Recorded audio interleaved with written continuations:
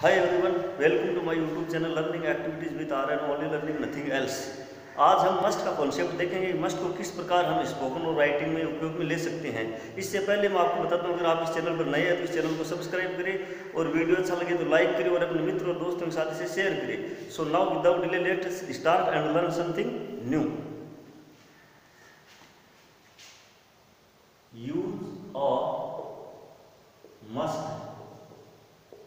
Must का हिंदी अर्थ होता है जरूर चाहिए, निश्चित रूप से चाहिए। जैसे मैं कहूँ चाहिए अर्थ शुड का भी होता है, ऑटो टू का अर्थ भी चाहिए होता है। जैसे मैं कहूँ you should go to Jaipur, आपको जयपुर जाना चाहिए। You ought to go to Jaipur, आपको जयपुर जाना चाहिए। You must go to Jaipur, आपको जरूर यानी निश्चित रूप से जयपुर जाना चाहिए। तो मस्ट का जो कॉन्सेप्ट है वो नेसेसिटी, कंपल्सन को दर्शाता है। यानी जहाँ हम मस्ट का प्रयोग करते हैं वहाँ अर्थ यही निकलता है कि हमें वो काम जरूर करना चाहिए। तो देखते हैं मस्ट का पहला concept.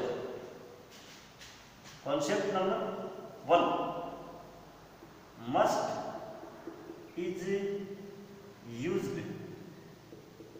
With the sense of compulsion. With the sense of compulsion, mandatory, compulsion बाध्यता, mandatory अनिवार्यता और necessity आवश्यकता, necessity आवश्यकता, coercion, coercion का होता है दबाव, necessity आवश्यकता, इनएविटेबल यानी अवश्यंभावी, जो काम निश्चित रूप से होने वाला है। तो इनका सेंस जहां निकलता है, कंपल्सन का, मैंडेटरी का, नेसेसिटी, कोएर्शन, इनएविटेबल, जो अवश्यंभावी होने वाले कार्य है वहां हम मस्ट का प्रयोग करते हैं। और इसी में होता है सर्टेनिटी, निश्चित का भाव हो, सर्टेनिटी निश्चितता का भाव, वहां भी मस्ट का प्रयोग करते हैं। स्ट्रक्चर क्या होता है, subject plus must plus V1 plus other one, और हिंदी अर्थ क्या निकलेगा, जरूर चाहिए, जरूर चाहिए, जरूर चाहिए। जैसे एग्जाम्पल से देखिए कि soldiers must follow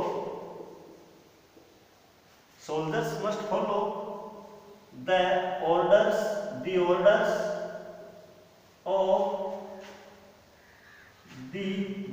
officers.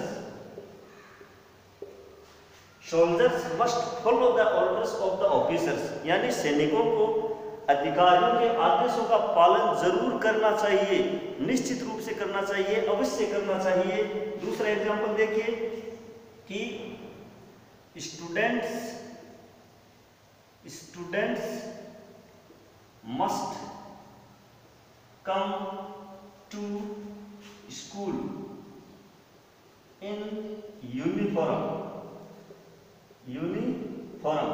Students must come to school in uniform, विद्यार्थियों को विद्यालय पोशाक में विद्यालय आना चाहिए, जरूर आना चाहिए। मतलब विद्यालय पोशाक में ही उनको विद्यालय आना चाहिए। विद्यार्थियों को विद्यालय पोशाक में विद्यालय आना चाहिए, मतलब उनको यूनिफॉर्म पहन के आना मस्ट है उनके लिए, उनको जरूर पहन कर आनी चाहिए। इसी प्रकार नंबर 3 कि पेशेंट रोगी, patients must take medicines in time. अब यहाँ कुछ लोग ऑन टाइम का प्रयोग करते हैं। Patients must take medicines on time, यहाँ ऑन टाइम फ्रेज का प्रयोग नहीं होगा, यहाँ इन टाइम का प्रयोग होगा। अगर इन टाइम और ऑन टाइम के यूज में आपको कंफ्यूजन है तो आप कमेंट करके बताना, मैं आपको इसके लिए सेपरेट से वीडियो प्रोवाइड करवा दूंगा। Patients must take medicine in time, यानी रोगियों को निश्चित रूप से समय पर दवाइयाँ लेनी चाहिए, ये उनके लिए मस्ट है। तो जहाँ भी मस्ट का प्रयोग हम करते हैं वहाँ अर्थ क्या निकलता है, जरूर चाहिए। और इसी प्रकार जो इनएविटेबल सेंटेंस है, जो काम अवश्य रूप से होने वाले हैं, जैसे मैं कहूँ वी मस्ट ऑल डाई, हम सब निश्चित रूप से मरने वाले हैं, ये कोई प्रकृति का नियम है, ये कोई बनी बनाई बात नहीं है कि all that arrive on the earth will go on the sky और हेवन, जो भी धरती पर आता है वो वापस आकाश पर जरूर जाता है। जैसे दूसरा सेंटेंस है वी मस्ट ऑल डाई, और दूसरा सेंटेंस मैं कहूँ कि if we want to keep ourselves fit we must do exercise, अगर हम अपने आप को फिट रखना चाहते हैं तो हमें निश्चित रूप से एक्सरसाइज करनी चाहिए, कसरत करनी चाहिए। ओके, अब हम देखते हैं कॉन्सेप्ट नंबर 2। कॉन्सेप्ट नंबर 2 कि must is used with the sense of duty, यानी कर्तव्य के भाव का बोध करवाने के लिए हम मस्ट का प्रयोग करते हैं। स्ट्रक्चर क्या होगा सेंटेंस का, subject plus must plus V1 plus other verb, subject must V1 plus other verb. As example से देखिए कि सोल्जर्स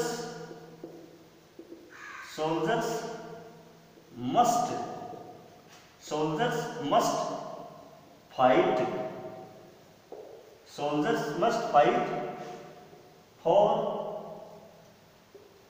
देयर कंट्री, मतलब सैनिकों को निश्चित रूप से अपने देश के लिए, उनके देश के लिए लड़ना चाहिए। दूसरा, teachers must teach the students, teachers must teach the students, यानी जहां मस्ट है उसका मतलब ये है कि वो काम हमें करना चाहिए। ये हमें मस्ट जो है हमें अपनी ड्यूटी का भाव का बोध करवाता है। एक एग्जाम्पल और देखिए कि everyone must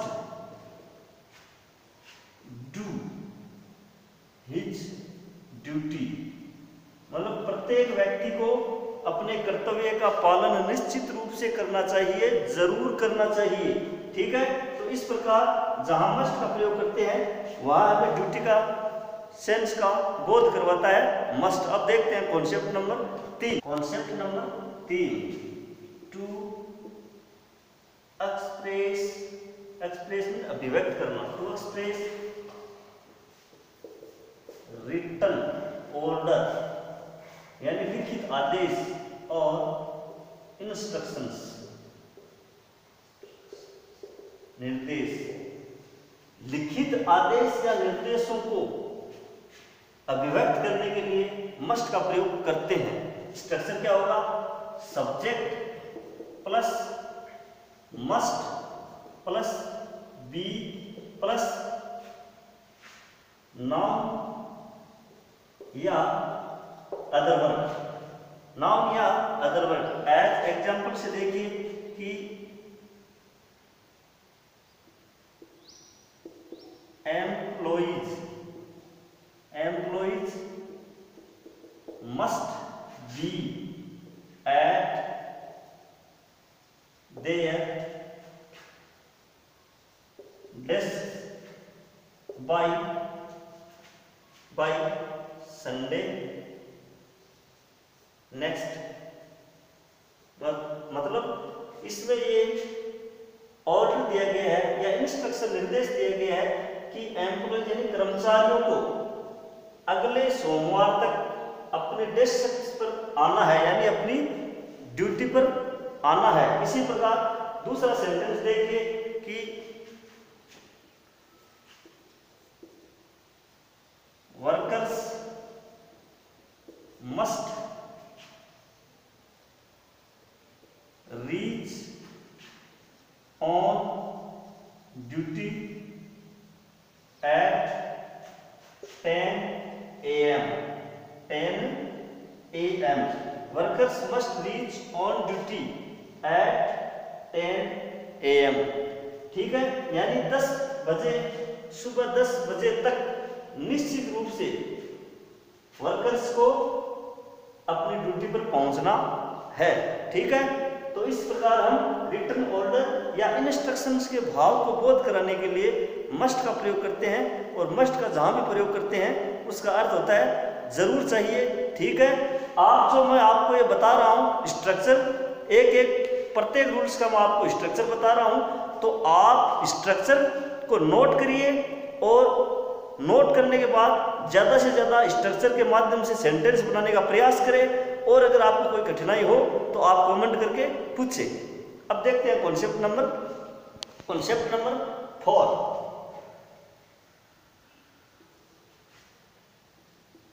to express prohibition. Prohibition का अर्थ होता है मनाही। प्रोहिबिशन का मतलब होता है मनाही, यानी जहां हम किसी चीज का अकॉर्डिंग टू लॉज, यानी नियमों के अनुसार अगर हम किसी को मनाही करते हैं तो वहां हम मस्ट का प्रयोग करते हैं। एज एग्जाम्पल देखिए, this is no parking. This is no parking place, यानी यह गाड़ी खड़ी करने का स्थान नहीं है। सो यू मस्टंट, यानी मस्ट नोट। यू मस्टंट का मतलब you must not park your car here. This is no parking place, so you mustn't park your car here. ये गाड़ी खड़ी करने का स्थान नहीं है, इसलिए आपको यहाँ अपनी कार या गाड़ी खड़ी निश्चित रूप से नहीं करनी चाहिए। तो जहाँ हम प्रोहिबिशन का भाव का बोध करवाते हैं अकॉर्डिंग टू लॉज, कानून के अनुसार, नियमों के अनुसार, तो वहाँ हम इसका प्रयोग करते हैं। इसी प्रकार देखिए, मनाही के लिए स्टूडेंट्स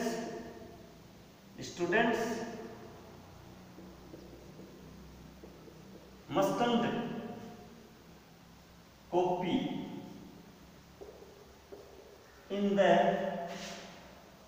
एग्जाम, मतलब विद्यार्थियों को परीक्षा में नकल निश्चित रूप से नहीं करनी चाहिए।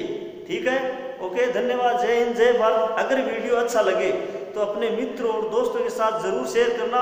मैं आपको प्रत्येक टॉपिक जो है ऑनलाइन जो है उसको ऑफलाइन की तरह करवा रहा हूँ। मैं आपको प्रत्येक टॉपिक ऑफलाइन की तरह करा रहा हूँ, तो आप ज़्यादा से ज़्यादा इसे शेयर करें, और अगर वीडियो अच्छा लगे तो लाइक करें। जय हिंद, जय भारत।